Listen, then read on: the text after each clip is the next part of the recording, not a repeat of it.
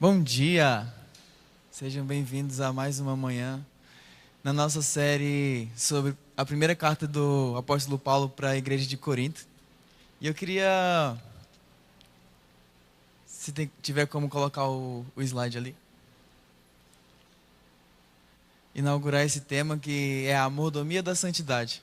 Eu coloquei esse tema porque esse capítulo ele é um pouco difícil de ser abordado, porque Paulo está confrontando a imoralidade para a igreja de Corinto, que eles estavam tolerando coisas que não eram para eles tolerarem. E Paulo ele vem de uma maneira que ele aperta os parafusos todinho. E aí eu coloquei esse tema, mordomia da santidade. Por quê? Porque ser um mordomo é você ser alguém que está cuidando de algo que não é seu. E nós fomos chamados a sermos mordomos. A partir do momento que nós aceitamos a Cristo, o nosso corpo já não é mais nosso. O nosso corpo é dele, a nossa alma é dele e o nosso espírito é dele. Nós somos integralmente do Senhor. E nenhuma parcialidade é nossa. É tudo dele. Nós nos entregamos a ele. Então nós temos que ser bons mordomos da santidade que Deus nos deu. Por quê? Porque o Espírito de Deus passou a habitar em nós. E Ele está imprimindo na gente a natureza de Cristo. Ele está imprimindo em nós Cristo, que é a esperança, Cristo em vós, a esperança do mundo. Cristo em vós, a esperança da glória. Então, a partir do momento que o Espírito Santo passa a morar na gente, nós somos templo dele. E nós não podemos negligenciar aquilo que nós carregamos. Nós carregamos o Senhor dentro da gente. E nós somos mordomos da presença de Deus. Nós somos mordomos da santidade de Deus. Porque Deus é santo. E é impossível que a gente se relacione com Ele sem andar em santidade. E o que é ser santo? Ser santo é ser separado. Separado com um propósito. É você ser separado de algo. Deus ele é extremamente santo, ele é separado, a natureza dele é separada. E nós fomos separados para ele, nós fomos feitos para ele. O nosso propósito é ser dele, o nosso propósito é adorá-lo, o nosso propósito é ter um relacionamento com ele, de intimidade. O plano de salvação ele acontece no momento que Deus ele arde por intimidade, ele arde por relacionamento. E ele traça um plano redentivo, depois que o homem peca, para resgatar. A Bíblia diz que nisso consiste o amor de Deus, que ainda enquanto éramos pecadores, ainda quando éramos inimigos dele, ele nos amou, enviou seu filho que se entregou por nós numa cruz. Nós éramos inimigos de Deus, não porque ele quis virar as costas para nós e fazer assim, não, mas porque a gente virou as costas para ele. E ele queria um relacionamento. Então a gente tem que ser bons administradores da santidade que Deus nos deu. A Bíblia diz, sede santos porque eu sou santo. Então nós somos santos porque nós contemplamos a beleza da face dele. Nós reconhecemos a sua natureza em nós. E nós começamos a andar de acordo com essa natureza. Então vamos ler o texto. Eu queria que vocês abrissem em 1 Coríntios, capítulo 5, versículo 1 ao 13. A gente vai ler o capítulo inteiro. Se você puder deixar a sua Bíblia aberta, se você está com o celular, deixar ele ligado, que a gente vai ler versículo por versículo, a gente vai esmiuçar isso daqui, e a gente vai ficar sempre voltando, e lendo, e relendo, e relendo, e lendo, e relendo de novo. Vamos ler aqui. Se puder passar o slide. Para o próximo. Eu vou lendo, aí ele vai passando depois. Por toda parte se ouve que há imoralidade entre vocês. Imoralidade que não ocorre nem entre os pagãos, a ponto de alguém de vocês possuir a mulher de seu pai. E vocês estão orgulhosos. Não deviam, porém, estar cheios de tristeza e expulsar da comunhão aquele que fez isso? Apesar de eu não estar presente fisicamente, estou com vocês em espírito. E já condenei aquele que fez isso como se estivesse presente. Quando vocês estiverem reunidos em nome de nosso Senhor Jesus, estando eu com vocês em espírito, estando presente também o poder de nosso Senhor Jesus Cristo, entrega esse homem a Satanás, para que o corpo seja destruído e o seu espírito seja salvo no dia do Senhor. O orgulho de vocês não é bom. Vocês não sabem que um pouco de fermento faz toda a massa ficar fermentada? Livrem-se do fermento velho, para que sejam massa nova e sem fermento, como realmente são, pois Cristo, nosso Cordeiro Pascual, foi sacrificado. Por isso, celebremos a festa, não com o fermento velho, nem com o fermento da maldade e da perversidade, mas com os pães sem fermento da sinceridade e da verdade. Já lhes disse por carta que vocês não devem associar-se com pessoas imorais. Com isso, não me refiro aos imorais deste mundo, nem aos avarentos, aos ladrões ou aos idólatras. Se assim fosse, vocês precisariam sair desse mundo. Mas agora estou lhes escrevendo que não devem associar-se com qualquer que, dizendo-se irmão, seja imoral, avarento, idólatra, caluniador, alcoólatra ou ladrão. Com tais pessoas vocês não devem nem comer. Pois como haveria eu de julgar os de fora da igreja? Não devem vocês julgar os que estão dentro? Deus julgará os de fora. Expulsem esse perverso do meio de vocês.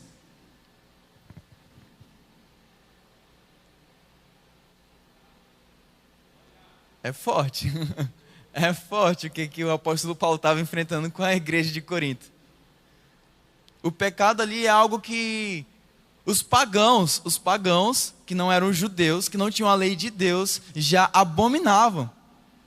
Aquele pecado específico que é um homem, ele teve relações com a esposa do pai dele, com a madrasta. Ele teve relações com ela. Isso já era abominável para os pagãos, que eles não tinham muito senso da lei de Deus, que eles não tinham muito senso do que era certo e errado. E Paulo, ele fala assim, cara, esse cara está fazendo isso daqui, no meio de vocês. O que vocês estão fazendo? E eu queria colocar no próximo slide. O primeiro tópico dessa aula é: a mordomia da santidade fica triste pelo pecado.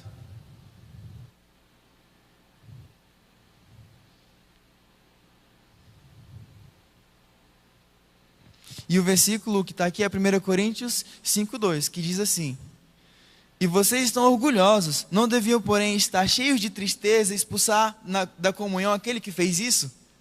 Essa palavra tristeza, no original grego, ela está no mesmo sentido usado quando se fala de luto. A tristeza pela morte de alguém. Ele fala assim: vocês estão orgulhosos, não deviam, porém, estar cheios de tristeza e expulsar da comunhão aquele que fez isso? A mordomia da santidade fica triste pelo pecado. Ela entra de luto quando alguém peca. Não é que eu vou sair apontando o dedo na cara dos outros porque eles pecaram e que eu sou melhor do que outras pessoas. Mas quando acontece um escândalo, quando acontece algo dentro da igreja com aqueles que se dizem irmãos, eu tenho que ficar de luto.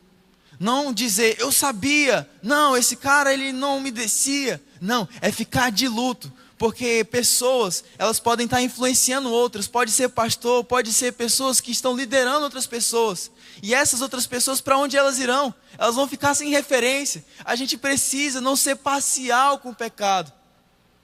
Quando alguém peca, seja a gente, seja outra pessoa, é necessário um luto e um posicionamento. Não deveria expulsar ele da comunhão de vocês. Eu gosto muito do que acontece na Santa Ceia. Jesus, ele reúne os discípulos. E ele está ali. E ele lava os pés dos discípulos. Inclusive de Judas. Ele lava os pés dos discípulos. Só que na hora que chega na mesa, na hora da comunhão, ele fala para Judas, ele entrega um pão molhado para ele e fala assim: vai fazer logo o que tu tem que fazer, faz depressa. E Satanás possui Judas e ele vai lá trair Jesus. Judas não chegou nem a sentar na mesa. Ele mal sentou, o mestre já falou assim: vai fazer lá o que tu tem que fazer.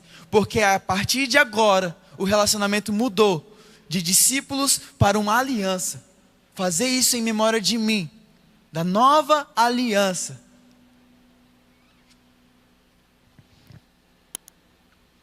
Meus amigos, intimidade sem aliança é prostituição. Buscar por uma intimidade sem aliança é prostituição. E a nova aliança que nós estamos em Cristo, ela não é um modelo de contrato onde você dá 50 e a outra pessoa dá 50.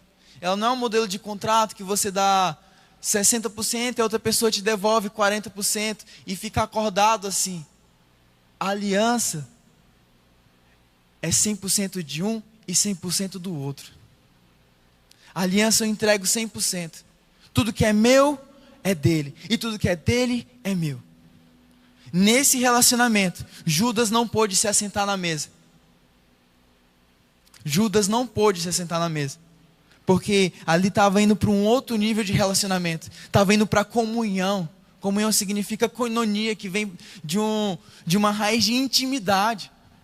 De estar tão conectado, de estar andando no mesmo mente, no mesmo coração, na mesma perspectiva, com o mesmo propósito. Judas já não estava mais no mesmo propósito. Judas, ele estava indo trair o mestre. E estava roubando o mestre durante todo aquele tempo. Então a mordomia da santidade, ela fica triste pelo pecado. Isso, se o pecado de algum líder, se algum escândalo não mexe com a gente tem que orar por temor do Senhor. Porque os filhos, quando se perdem, o pai fica triste. Mas ele não pode deixar com que aquele que se perdeu contamine os outros. Ele não pode deixar que aquele que se perdeu fique contaminando os outros. Tanto que ele fala no final ali que eu não digo para que vocês sumam do mundo. Não digo contra os idólatras, os caluniadores deste mundo, os imorais deste mundo. Se fosse assim, vocês teriam que sair desse mundo. Mas eu digo contra os imorais, os caluniadores, que se dizem irmãos, e são assim. Tirem ele da comunhão. Tem muitas mesas que a gente precisa sair delas. Por quê? Porque senão a gente vai se contaminar.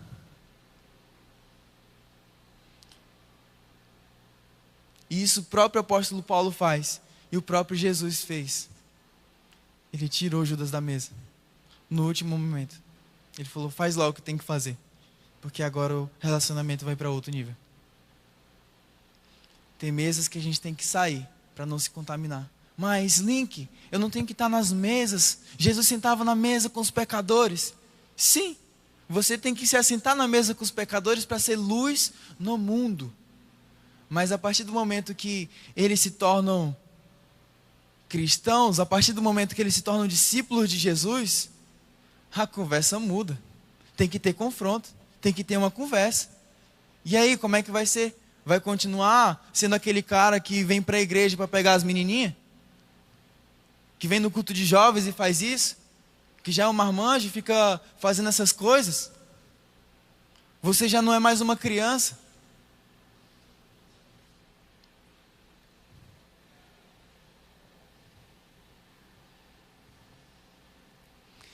E segundo, a mordomia da santidade anda em autoridade. 1 Coríntios 5, 4 ao 5, diz assim: quando vocês estiverem reunidos em nome de nosso Senhor Jesus, estando eu com vocês em espírito, estando presente também o poder de nosso Senhor Jesus Cristo, entregue esse homem a Satanás, para que o corpo seja destruído, o seu espírito seja salvo. Isso aqui é forte. O que Paulo está querendo dizer com entregue esse indivíduo a Satanás? Está falando assim, esse cara, ele é irmão, ele está fazendo isso, ele está, me perdoe a expressão, mas ele é um sem vergonha, e ele está dentro da igreja, pervertendo todo mundo. E ele pega e fala assim, tirem esse cara da comunhão e entreguem ele a Satanás, para que o corpo seja destruído, mas que o espírito seja salvo no dia do Senhor. Tá, mas o que isso significa, Link? Significa que Paulo, o que Paulo está colocando aqui? Ele está colocando assim, ou existe céu, ou existe inferno. Ou existe igreja, existe mundo. Ou você aceita Jesus ou você rejeita Jesus. Ele está colocando aqui, ó, é luz ou é treva? E quando ele fala entregue para Satanás, ele está falando num contexto de quê?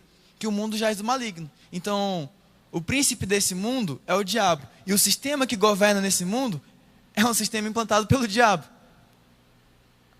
Então, quando ele fala entregue esse cara a Satanás, ele está falando assim, expulsem ele da igreja, expulsem ele da comunhão, porque quando ele for para o mundo, ele vai colher as consequências do pecado dele, ele vai continuar fazendo, ele vai colher, até o momento que ele vai se arrepender, e aí a gente aceita ele de volta. Mas enquanto ele estiver aqui, ele vai ter que andar na linha. E um pouco antes ele fala sobre repreensão, de chamar e tal, de repreender, e no próximo capítulo ele vai falar de não levar coisas entre irmãos para tribunais pagãos, porque vocês têm que se resolver entre vocês e tal, e ele vai falando tudo isso. E aqui ele está falando, aqui eu digo, a mordomia da santidade anda em autoridade. Então nós temos que andar em autoridade sobre o pecado. Em autoridade. Na autoridade de quem? Na autoridade de Cristo. Quando vocês estiverem reunidos, andem no poder de Jesus Cristo, porque eu também estou com vocês e tal. Na unidade, você vai chamar aquele cara para conversar, vai falar, ó, aqui é desse jeito, ou sai. Mas você não vai fazer isso como Jesus disse. Tal pessoa está pecando, mas ele olha antes a trave que está no teu olho para querer tirar o cisco que está no olho do irmão. Ou seja, a gente tem que fazer um autoexame da nossa vida. Como, por exemplo, o cara é um mentiroso, está mentindo para todo mundo, está passando a perna e tal. Tu vai chegar para repreender o cara, mas tu tem o costume de mentir? Não dá. Não vai ter autoridade nenhuma para falar com ele. Primeiro, se resolve, olha para si mesmo. Como eu falei, o tópico 1, fica triste, de luto pelo pecado em você, se arrepende, muda a direção que você estava indo, e então você pode tirar o cisco do olho do irmão, da sua comunhão.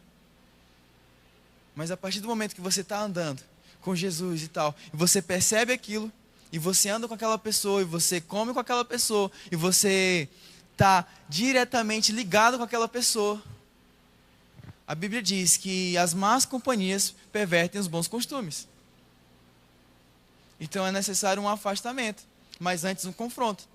Porque se você anda junto, quer dizer que você é um irmão e que vocês desenvolveram uma intimidade, a ponto de que você pode chegar e falar para esse irmão. Então você vai chegar e vai falar, ó, isso não está certo e tal.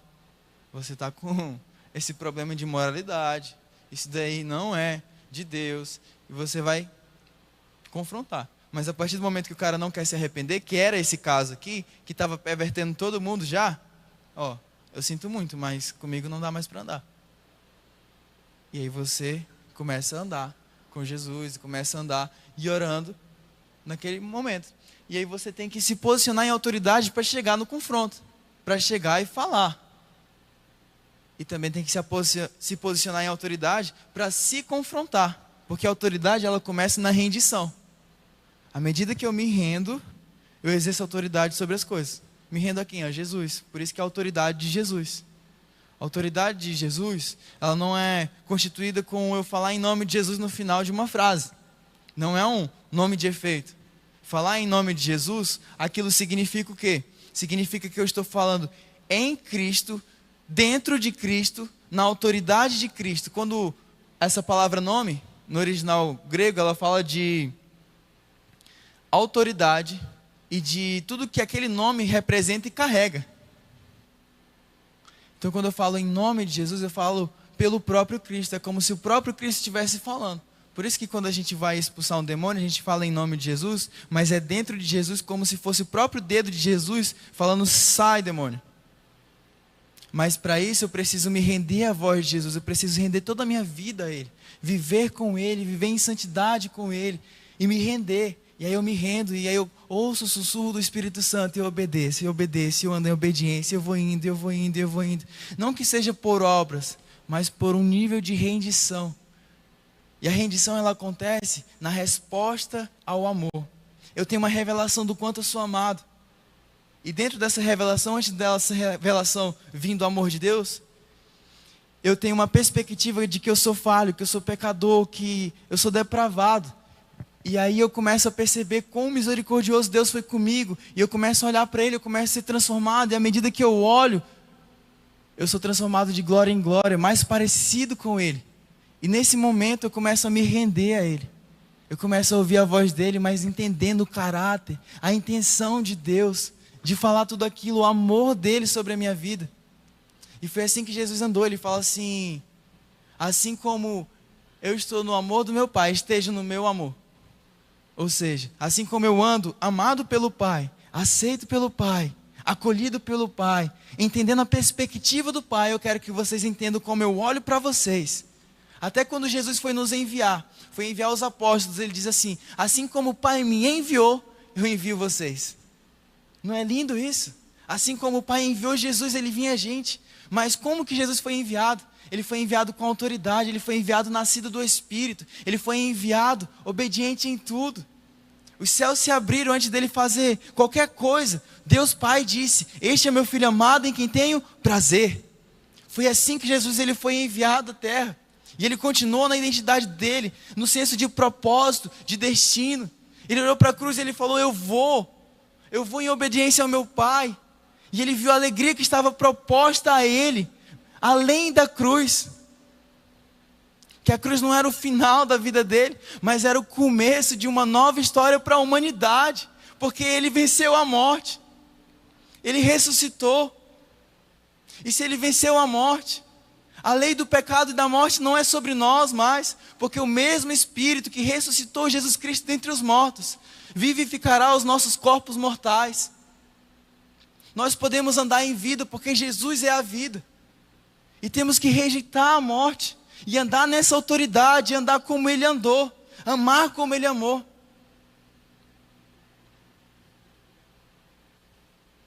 Nessa autoridade. E nessa autoridade, eu chego para falar a verdade. Eu chego para confrontar. Eu chego para dizer: ei, isso aqui está errado. Mas com amor. Porque você está confrontando um filho de Deus. Imagina você corrigir o filho de outra pessoa. É assim que você tem que perceber quando você for confrontar um filho de Deus. Porque a identidade daquela pessoa é que ela é filha de Deus.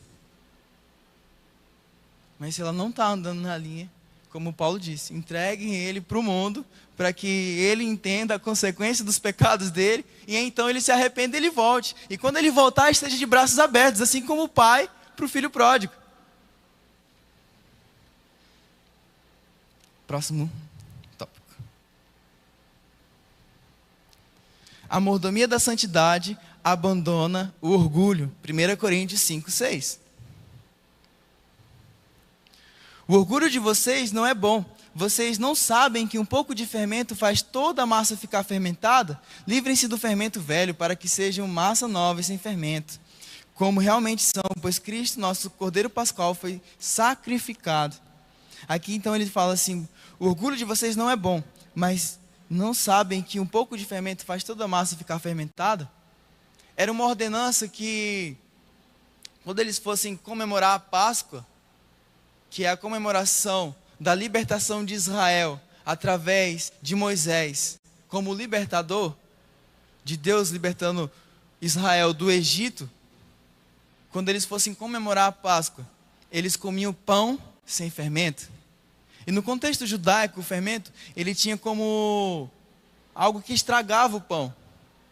Por isso que eles comiam o pão sem fermento. E a analogia que é dada para a fermentação, para o fermento do pão, e que Jesus fala: cuidado com o fermento dos fariseus, e Paulo está falando assim: cuidado com o fermento e tal, não ande com esse orgulho de fermento. Fermento tem a ver com aquilo que leva à morte de algo. É como se para eles a fermentação do pão fosse um estado de putrefação, que é quando o morto ele está ali e ele está se degradando, ele está chegando ao ponto de virar pó, ele está chegando ao ponto onde as moscas vêm, os germes vêm. E nisso Paulo diz: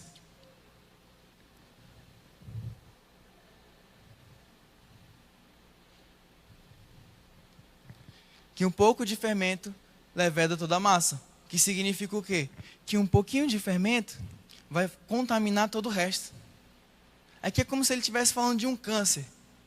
Um câncer num lugar, se ele não for arrancado, ele vai levar à morte celular daquela parte do corpo e do resto inteiro. Então ele diz, não pode ter um pouquinho de nada ali. Não pode. É o mesmo que você está bebendo um suco e cai uma mosca e morre ali dentro. Você tira a mosca e você não vai beber de novo, porque está contaminado. E é isso que ele está falando, cuidado com o orgulho, porque um pouquinho que sequer de orgulho vai acabar com a vida de vocês, porque foi assim que Satanás foi expulso do céu, foi assim que ele caiu. E ele quis transferir isso para nós, quando ele tenta Eva, e Eva cai, e leva Adão também, e Adão cai também. Foi o orgulho. O orgulho é querer fazer as coisas sem Deus. O orgulho nos leva a tomar decisões por nós mesmos. O orgulho nos leva a andar na mentalidade desse mundo, na mentalidade de fazer as coisas no curso desse mundo, na imoralidade desse mundo, na maneira desse mundo pensar. Como que o mundo pensa? O mundo pensa da seguinte forma: tudo é por poder, tudo é por controle, tudo é por estar melhor, tudo é por ganhar mais. Mas nós fomos chamados a sermos embaixadas de Cristo, cidadãos do reino de Deus. Isso significa que a nossa cultura ela é diferente. A nossa cultura é maior é o que serve. Bem-aventurado o que dá, mais bem-aventurado é o que dá do que o que recebe. Bem-aventurado o pobre de espírito. Sejam como crianças para herdar o reino dos céus. Os humildes herdarão a terra. Não é a manipulação que governa, mas é o amor de Deus para com o homem que governa o reino de Deus. Porque reino significa governo de Deus. É quando o rei governa. E esse rei, ele governa com justiça, com amor, com autoridade e com vida. Porque a morte não pôde parar ele, ele ressuscitou. Ao terceiro dia ele ressuscitou e ele está aqui, batendo na porta dos corações e dizendo: eu quero entrar, eu quero fazer morada, eu quero fazer tudo novo, eu quero te dar uma esperança para o futuro, eu quero te curar, eu quero te libertar. Esse é Jesus aqui nessa manhã. Esse é Jesus, esse é o meu Jesus, esse é o seu Jesus. E nós temos que abandonar o orgulho, nos rendendo a Ele, nos rendendo à perspectiva dos céus, nos rendendo àquele que venceu a morte, aquele que é glorioso, aquele que é manso e humilde, mas ao mesmo tempo que é o Cordeiro de Deus, é o leão da tribo de Judá. Ele é um leão com coração de cordeiro. Quando o leão ruge, ele espanta todo mundo. Mas quando o leão da tribo de Judá com coração de cordeiro ruge, as ovelhas são atraídas para ele. As ovelhas são atraídas. O rugido do leão da tribo de Judá não espanta aqueles que foram marcados e selados com seu espírito. O rugido dele atrai. E aqueles que são atraídos são permitidos rugir. Que o rugido do leão invada a sua vida e que ela nunca mais seja seca. Que ela comece a queimar os lugares onde vocês vão. Que esse rugido comece a dar destino para os seus filhos. Que esse rugido comece a se posicionar contra o pecado aonde vocês estiverem. Mas ao mesmo tempo dando graça e amor e favor e vida. Onde havia morte, agora há vida. Onde havia pessoas presas, agora são libertas. Porque o rei vive dentro de vocês e ele quer rugir através de vocês. Para libertar, para quebrar cadeias. Para curar os enfermos. Esse é Jesus. E ele vive em mim e ele vive em você. E é inadmissível aqueles que carregam a natureza de Deus cometerem essas coisas. Não é quem nós somos. A nossa referência é Ele.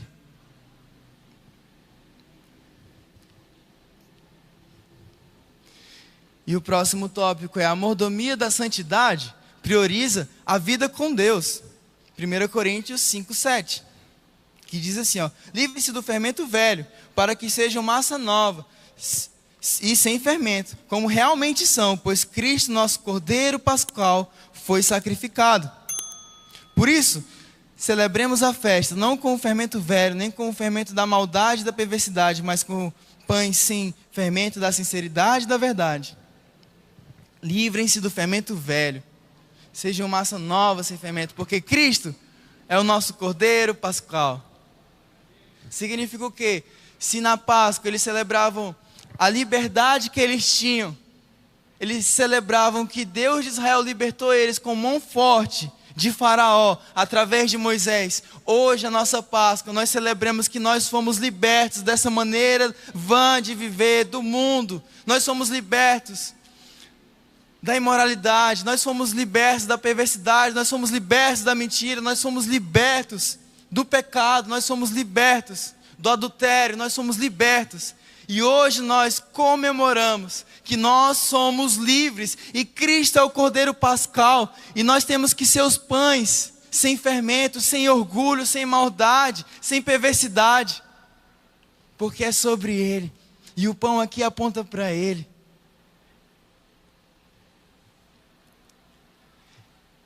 E a mordomia da santidade prioriza o relacionamento com Deus. Quando eu estou gerindo, estou administrando a santidade que é de Deus, eu ando no relacionamento com Ele de intimidade. Quando eu acordo, eu falo assim: Espírito Santo, o meu dia é teu, fala comigo nessa manhã. Quando eu acordo, Ele é o primeiro. Quando eu vou dormir, Ele é o último. Ele é o primeiro e o último. Ele é o alfa e o ômega. Ele é o princípio e o fim.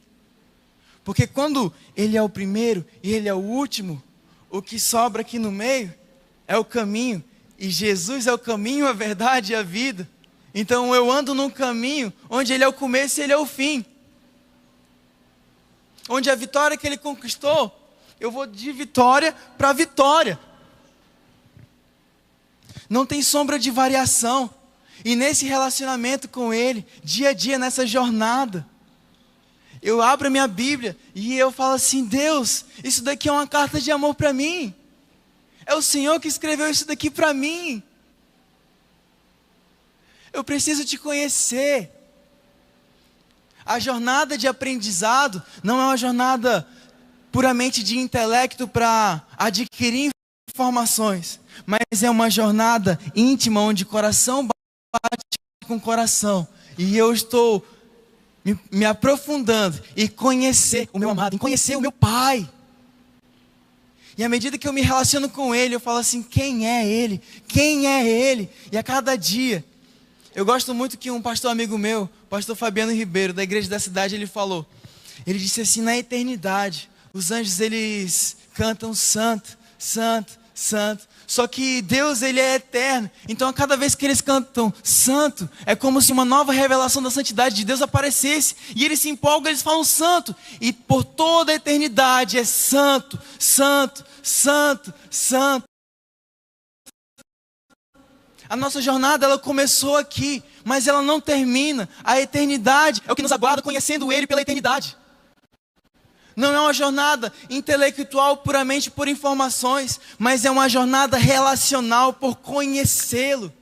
Quando você abre a sua Bíblia e fala assim: eu preciso te conhecer, o Espírito Santo se testifica de que você vai conhecê-lo.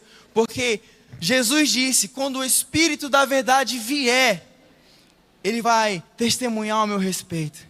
Ele vai falar do Pai. Paulo diz o quê? Que não nos foi dado um espírito de escravidão para novamente temermos, mas um espírito de adoção que nos faz clamar: Abba, Pai. Nós temos um Pai. Não sei se você foi abandonado, não sei se você cresceu sem referência paterna, não sei como que foi a sua infância, como que ela é hoje, mas você tem um Pai. Se você não tinha referência, agora você tem referência. O seu Pai do céu nunca vai te abandonar. Ele olha para você e Ele nunca vai esquecer o seu nome, porque o seu nome está gravado na palma da mão dEle. O seu nome está escrito no livro da vida. E Ele te marcou, e de dentro para fora, através do seu Espírito, Ele quer te convencer. O Espírito de Deus testifica ao nosso Espírito que nós somos filhos de Deus. Ele quer te convencer aquilo que te foi dado gratuitamente, porque o Espírito são todas as coisas, até as coisas mais profundas de Deus, e nos mostra aquilo que nos foi dado gratuitamente. Ele quer te convencer de que o mais alto preço foi pago para te ter de volta. E nessa jornada relacional, nessa jornada de intimidade, eu abro minha Bíblia e não tem como não ter fome, não tem como não ter sede.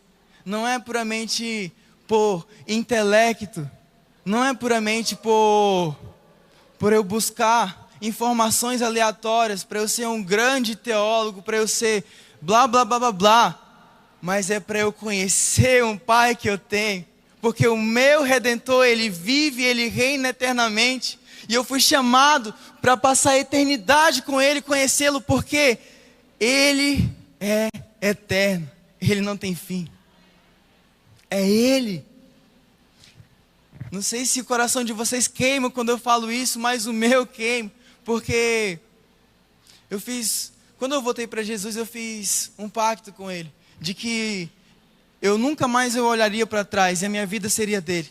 Mas chegou um momento que eu tive que renovar essa aliança, porque eu não olhei para trás, mas eu me permiti olhar para o lado, e eu olhei para o outro lado, e eu olhei para a distração, e eu olhei para a comparação, e eu olhei aonde eu não deveria.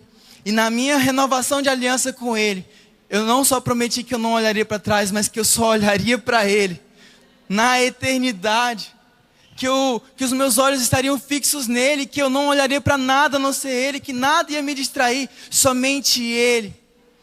Eu não quero passar essa vida para ser um grande pregador, um grande escritor, um grande ganhador de almas. Eu quero passar essa vida com o único foco de olhar para Ele e ser apaixonado por Ele a cada dia. E eu quero transferir isso para você, que o seu foco seja esse, seja ser apaixonado por Ele, ser incendiado por Ele. Não é você que acende o fogo, é quando você olha para o fogo dele, você começa a queimar. Quando você olha para a santidade dele, você começa a ser santo. Nós amamos porque Ele nos amou primeiro, Ele fez primeiro, e essa jornada é uma jornada de vida com Ele. Se algo quer te afastar dele, abandona isso. Vira as costas para a distração, vira as costas para o pecado e segue para um Pai que está de braços abertos para te abraçar.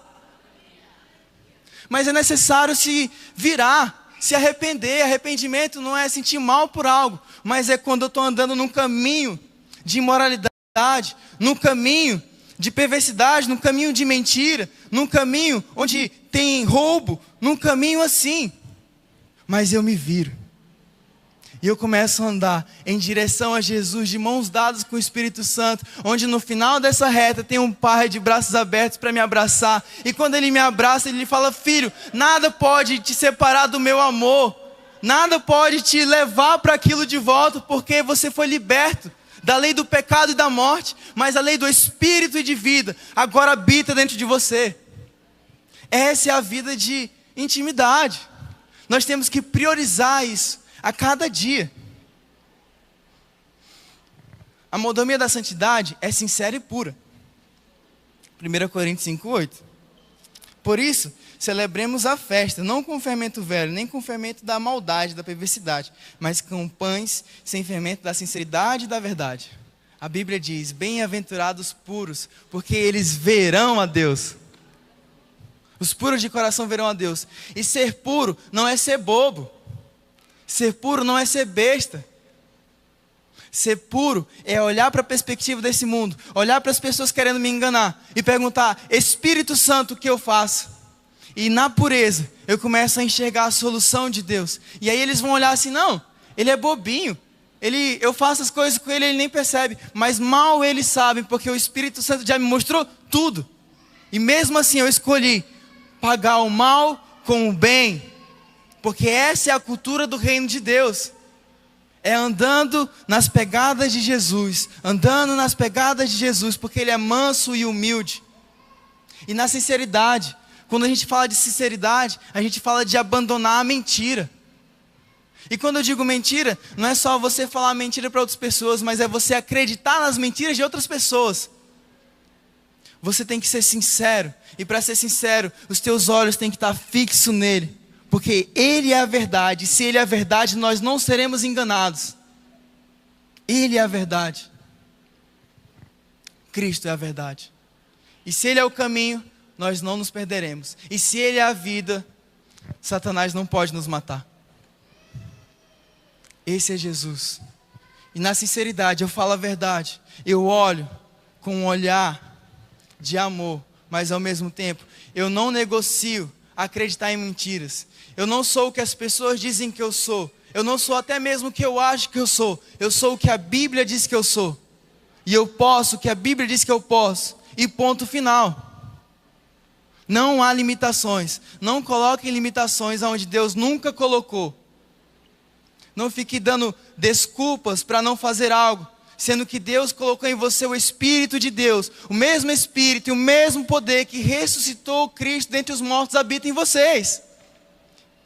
Vocês têm noção disso? O Espírito que estava com Ezequiel quando ele falou vida, e ossos para lá e ossos para cá viraram um exército. Esse mesmo Espírito habita em vocês. Para te transformar à imagem de Cristo. Para te transformar à semelhança de Deus. E por último, a mordomia da santidade se posiciona. 1 Coríntios 4,13. Essa aqui é a parte mais forte. Deus julgará os de fora. Expulsem esse perverso do meio de vocês. Essa expulsão é um sentido de equibalo, de um grande sai para fora. Igual você vai expulsar um demônio. Pum! Você tem que expulsar o perverso do meio de vocês. Que aqui o contexto inteiro está falando de imoralidade, daqueles que se dizem irmãos, e estão andando em caminhos adversos, que estão andando num fermento que vai contaminar toda a massa. Você precisa tirar isso fora. Igual é feito com câncer. Tem que arrancar fora. Tem que falar, não dá mais para andar junto, valeu enquanto valeu, mas tem que pontuar, ser sincero. Isso. E vai.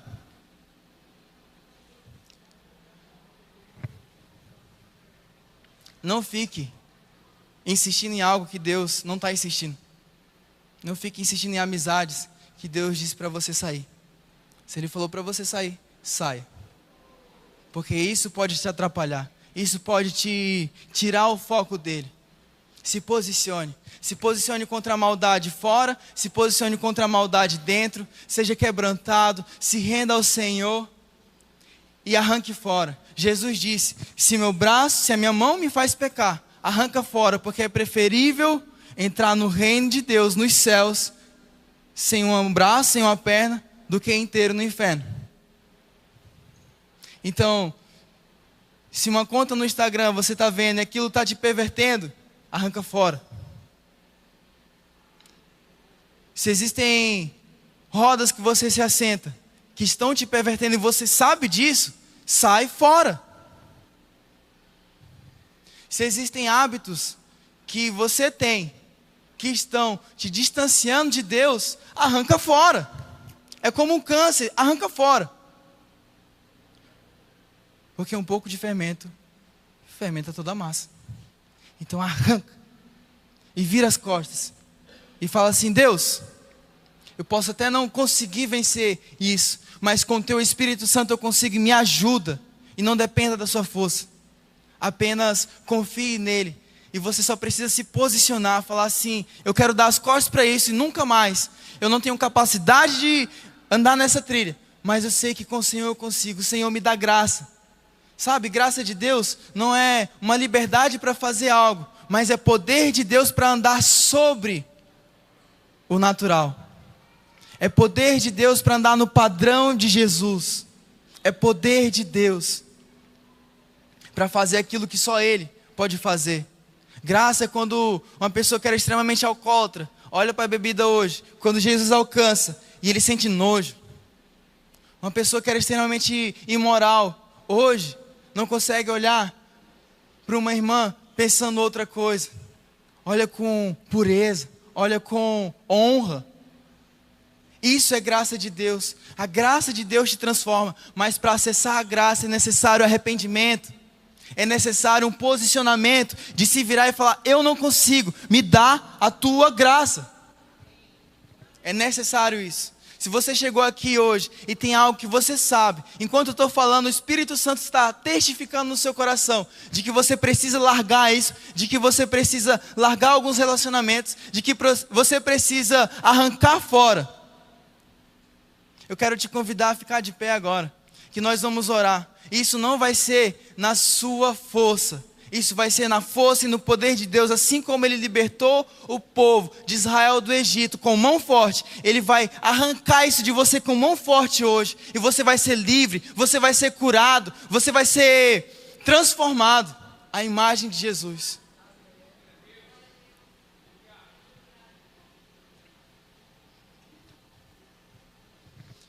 Eu queria que você curvasse sua cabeça, que a gente vai orar. Queria que você trouxesse a memória e pedisse para o Espírito Santo se tem algo que precisa mudar dentro de você, se tem algo que não agrada o Senhor, se tem relacionamentos que precisam chegar ao fim. Ele vai trazer agora. E não só vai trazer, mas Ele vai dar capacidade para que isso saia. Vamos orar. Senhor, eu quero declarar nessa manhã sobre a mais de Cristo, que tudo aquilo que não te agrada, tudo aquilo que perverte, todo esse fermento que está fermentando toda a massa, que está contaminando o resto da massa, eu declaro, seja arrancado na autoridade do nome de Jesus. Eu declaro que todo aquele que lutava contra a pornografia, todo aquele que lutava contra a sexualidade, contra relacionamentos fora do casamento, eu declaro, seja livre. Eu declaro, seja livre. Se há alguém que está com dor, eu declaro, seja curado na autoridade do nome de Jesus. Dores nas costas, se tem algum tumor, dores na cabeça, nas pernas, eu declaro, na autoridade do nome de Jesus, seja curado. Eu declaro liberdade. Eu declaro liberdade. Na autoridade do nome de Jesus, eu declaro um tempo novo. Eu declaro um fogo do Teu Espírito Santo que vai aquecer os corações, que vai levar para mais perto de Ti, a priorizar e a ser um bom mordomo da santidade que vem do Senhor. Eu declaro na autoridade do nome de Jesus uma revelação da Tua santidade, assim como os anjos cantam Santo, Santo, Santo, que a cada santo uma nova revelação da Tua santidade, e à medida da revelação, a transformação em nós. Eu declaro na Tua autoridade a santidade sobre essa igreja, sobre essa casa, a pureza, a sinceridade. Eu declaro a verdade. Aqueles que lutavam com a mentira vão ser os mais sinceros a partir de hoje. Aqueles que roubavam não vão roubar mais. Vão ter muitas riquezas nas mãos, mas vão ser bons mordomos. Eu declaro aqueles que traíam não vão mais trair, vão ser fiéis. Na autoridade do nome de Jesus, aqueles que tinham fermento de orgulho vão ser quebrantados aqui nessa manhã, de uma forma que vai transformar e vai mudar os seus relacionamentos, vai mudar a sua casa, vai mudar a maneira como você enxerga o mundo. Eu declaro na autoridade do nome de Jesus. Amém.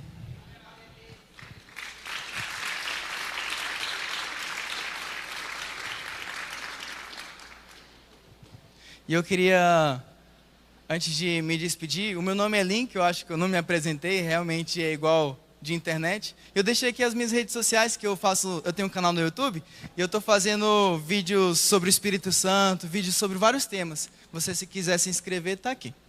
E muito obrigado, foi uma honra estar com vocês nessa manhã, e até a próxima aula.